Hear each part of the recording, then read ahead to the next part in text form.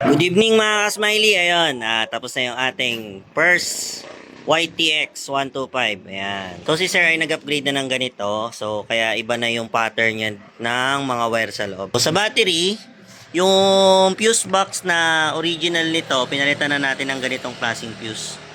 Horn fuse, itong brown, ito naman sa ating all lights relay or all lights fuse natin yan. Medyo manipis na red. So ito yung dating wire niya or dating fuse box niya. And so dito natin kinuha yung positive, main positive niya, ayan. So kaya wala siyang terminal, wala rin terminal dito. Nag-upgrade rin si sir ng left and right switch. So ito yung dati niya, ayan. Puro original to lahat. So original ng left ng Yamaha, then original din right pang Yamaha din to. Ayan. So ito na yung magiging mini driving light niya na Senlo. Tapos dito naman sa gitna, mini driving light naman na yung standard lang. Ayan. Tapos yung sa dulo, soon, pwede yan gawing underglow lights or whatever. Then hazard po. Ayan, may hazard si sir. Then ito naman yung horn selector ni sir. So sa gitna, yung PIA horn. Then sa pinakataas ay stock horn. Yan. So, mamaya test natin yan. Pag nag-low beam tong dalawa, tsaka to, ang high beam nila ay nandito. Or nasa passing. Yan. So, sa headlight, ayan. So, ito ay, kung bibili kayo nito, ito ay naka H4.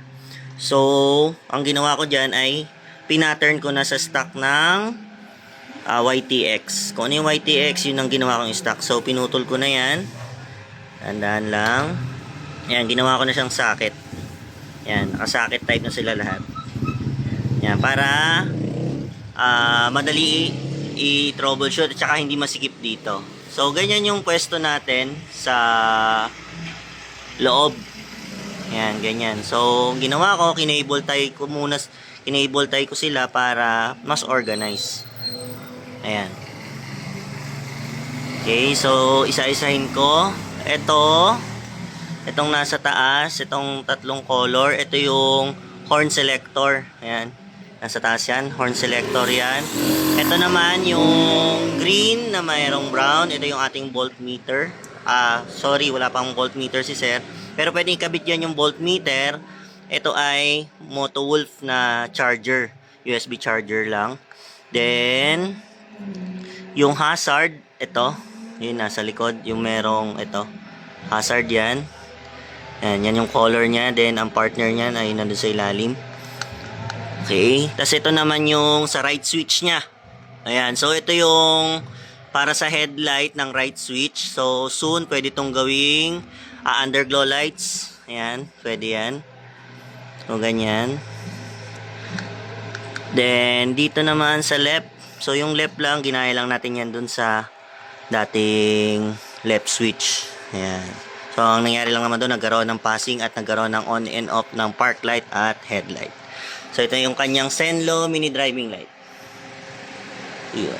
AMTech, MDL bracket para sa TMX. Ayan. Tapos, standard na mini driving light. Ayan. So, ganyan yung ating wiring. Ayan. Nasilip ko. Ilalim. Ayun. O, ganyan siya ka-organize. Ayan.